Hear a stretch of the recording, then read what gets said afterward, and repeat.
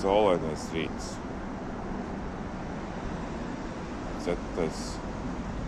septembris. Saulīt spīd.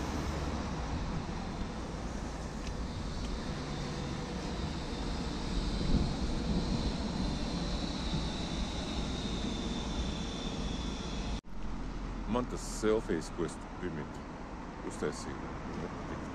Stapki fonā.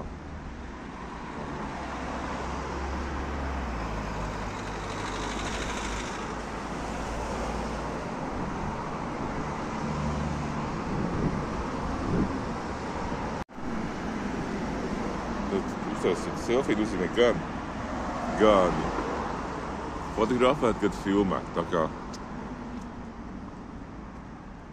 jā, foršs skaists rīts.